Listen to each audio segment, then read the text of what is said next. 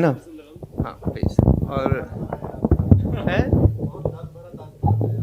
दर्द भरा दास्तान तो बच्चे और भी कई जगह हुआ है। जब बीवी के साथ में ग्वालियर जाना था और मैं विज्ञान भवन में था, उसका फ़ोन आया कि बहुत अर्जेंट है, अपन को ग्वालियर जाना।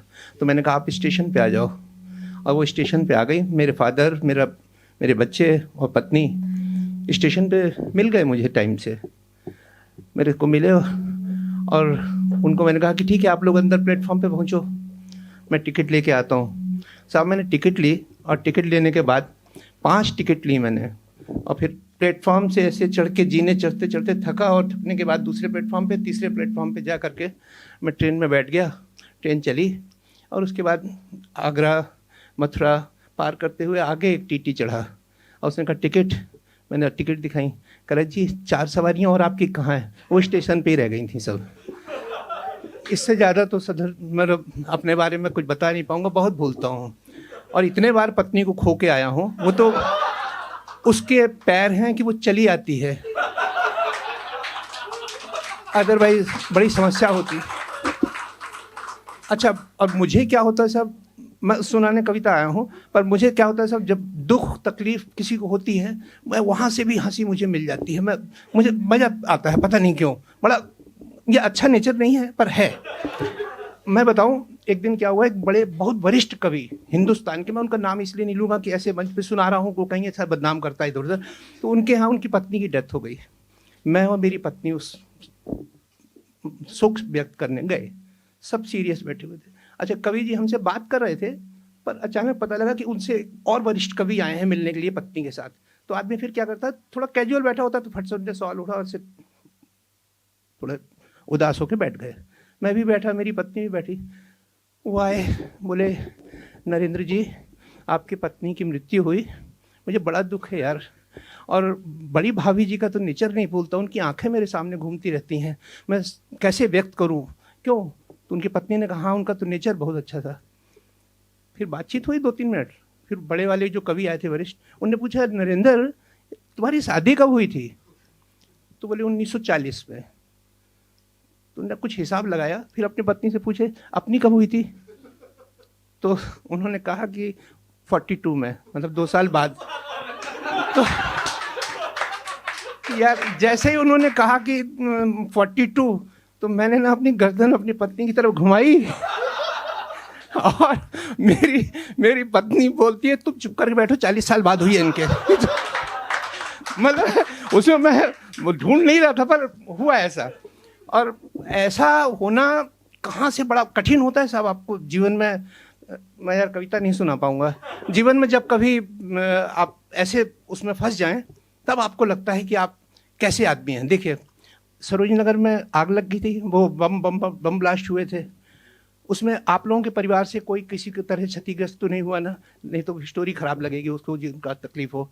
तो हुआ क्या कि मेरी पत्नी, मैं ऑफिस से आया, जैसी आदत है फट से सोफे बैठे, शूज उतारे, पैर टेबल पे रखे, टीवी ऑन करी, और बेटे से बोला कि यार पानी, तो मेरे छोटे बेटे ने पानी ला के दे दिया। मैंने पानी पिया। मम्मी कहाँ है? कह रहे सरोजनी नगर गई हैं। ठीक है कोई बात नहीं। उसके बाद टीवी ऑन किया साहब, मेरी सांस चढ़ने लगी। टीवी में पहली न्यूज़, सरोजनी नगर में बम ब्लास्ट। अब मेरी पत्नी वहीं है। 3 बम ब्लास्ट हुए थे, एक सरोजनी नगर, एक पहाड़गंज, और एक निजामुद्दीन। Serial bomb blast. अब सिर्फ न्यूज़ आ रही है, कोई फिल्म नहीं आ रही। थोड़ी देर में फिल्म शुरू हुआ, तो जब पत्रकार पहुंच जाते हैं तब होती है, तो वो शुरू हुआ और धुआं सामान सब फैला वैला इधर उधर, लोग भाग रहे हैं कुछ। तो एकदम से घबराहट हुई। मैंने कहा यार कहाँ तुम्हारी माँ गई है? बोले सरोजनी नगर बताया तो आपको। मैंने कहा यार वहाँ तो बम फट गए हैं।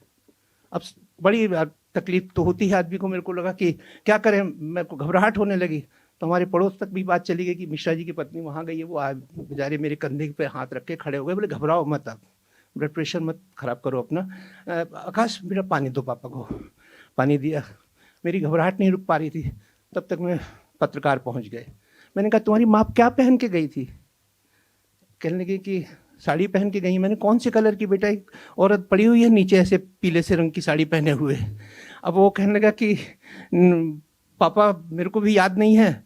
और मैंने कहा यार जोशी जी को बुला लाया कि पापा की तबीयत खराब हो रही है। जोशी जी कहने लगे मिश्रा जी बिल्कुल परेशान मत हो यार, आपकी बीवी को कुछ नहीं हुआ है, आप क्यों परेशान हो रहे हो। तो मैंने कहा नहीं साहब वो लोग तो अजीब हैं यार, रोज़ मार्केटिंग के लिए जाते हैं और ये पता नहीं क्या हुआ। थोड़ी देर में आ गए जर्नलिस्ट और फिर शुरू हुई न्यूज। काफ़ी हताहत, रास्ते बंद कर दिए गए हैं, घायलों को सफदरजंग और इंडिया गेट ले जाया जा रहा है, और जिन्हें कुछ चोट आई है उन्हें 50,000 रुपये राज्य सरकार देगी। तो मैंने कहा यार अजीब मजाक करते हैं लोग भी। तब तक वो कहते हैं और जिनको मृत्यु हो गई है उनको 4 लाख रुपया। मैंने कहा पागल बनाते हैं यार, बीवी की चली जाए किसी की 4 लाख रुपया उसको मिलेगा। कहीं के केंद्र सरकार से केंद्र ने 5 लाख रुपए, मैंने कहा 9 लाख रुपए देंगे ये। तो मैंने बोला कि भाई क्यों यार तुम लोग इस तरीके से उड़ाते हो मजाक। तो वो हमारे जोशी जी थे, वो कहने लगे आपका थोड़ा कुछ हुआ है यार, तुम तो पागल हो, वो भी आती हैं। तो मैंने कहा साहब आज जाए भगवान करे उसको कुछ ना हो, पर मैं चला जाता हूँ जरा देख के आता हूँ। तो उन्होंने कहा फ़ोन मिलाओ, फ़ोन मिलाओ। फ़ोन मिलाया सब, फ़ोन जा रहा है जा रहा है जा रहा है, उठा नहीं रहा कोई भी। तो मैंने कहा वो कहीं पड़ी होगी, फ़ोन कहीं पड़ा होगा। अब तो बोले नहीं आप जाओ मत, आप जाओ मत, अगर जाओगे आप तो थोड़ी दिक्कत आएगी, वहाँ पुलिस नहीं जाने देगी आपको। मेरे को ज़बरदस्ती बिठा लिया। मैंने कहा कि क्या करूँ मैं। थोड़ी देर में बेल चली गई। अब बेल गई, फ़ोन नहीं उठ रहा, फिर गई, फिर बेल नहीं उठ रहा, फिर तीसरी बार बेल गई और वो बेल धीरे धीरे जीने तक आ गई। ऑटो से मैडम हमारी उतरी, और जब उतरी तो 4 बैग हाथ में लिए हुए परचेज करके ऊपर चढ़ी। तो मैंने कहा यार तुम लोग भी दिन भर घूमने के चक्कर में वहाँ बम फट गए हैं, कहाँ तुम गई थी। कहने लगी आप परेशान क्यों हो रहे हो। मैंने कहा सरोजनी नगर बम फटे। हमें नहीं पता। तो हमने कहा पहाड़गंज गए थे, वहाँ करोल, वहाँ पर हुआ 3 जगह हो चुका। करीब मैं वहाँ तीनों जगह नहीं गई थी। तो मैंने कहा कहाँ गई थी, कहीं करोल बाग गए थे। तो हमने कहा यार तुम बता के जहाँ जाती हो वहाँ क्यों नहीं जाती हो जब जाते हैं तो। चलो अच्छा, मैं आपको अपनी एक गज़ल जरूर सुनाऊंगा जो मैंने 1976 में लिखी थी। बहुत कम समय लगेगा दोस्त, पर ये बीच में मैंने वैसे ही सुना दिया, मेरा ये सुनाने का कोई इरादा नहीं था। मेरे को भी ऐसा ही होता है, याद नहीं रहता कुछ भी। देखो जरा इसमें पहला पेज सही खुल गया। हाँ हाँ हाँ हाँ हाँ। जो पागल हैं, जो पागल हैं दीवाने हैं, जो पागल हैं दीवाने हैं, बस वही लोग इंसान हैं। जो पागल हैं दीवाने हैं वही लोग इंसान हैं। बाकी जो हैं कुछ हिंदू हैं कुछ मुसलमान हैं। बाकी जो हैं कुछ हिंदू हैं कुछ मुसलमान हैं। एक बहुत पुरानी गजल है यार, समय है ना 2-4 मिनट, सुना देता हूँ मैं। बात करो वही जिससे ताल्लुकात हो उसका। ये 1976 में लिखी थी जब 10वीं क्लास में पढ़ता था।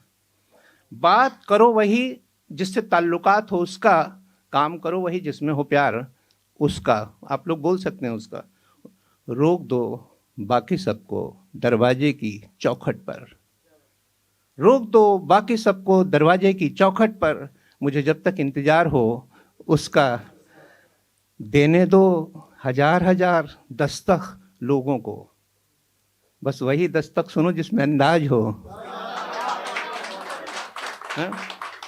बटोर लाओ उन तमाम राहों की वो धूल जाकर, जहाँ जहाँ कदम पड़ा हो उसका। बिछा दो उन तमाम राहों में फूल जाकर, जहाँ से आना जाना हो। ले जाओ इन तमाम खतों को डाल दो आले में, बस वही लिफाफा लाओ जिसमें पैगाम हो। ले जाओ इन तमाम खतों को डाल दो आले में, बस वही लिफाफा लाओ जिसमें पैगाम हो उसका। उस लाइन को पढ़ो 100-100 दफ़ा, उस लाइन को पढ़ो 100-100 दफ़ा, जिस लाइन में एक मर्तबा भी नाम लिखा हो। उस लाइन को पढ़ो 100-100 दफ़ा, जिस लाइन में एक मर्तबा भी नाम लिखा हो उसका।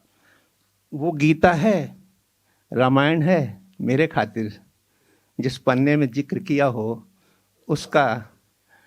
अब ये पर्याप्त हो गया। Thank you.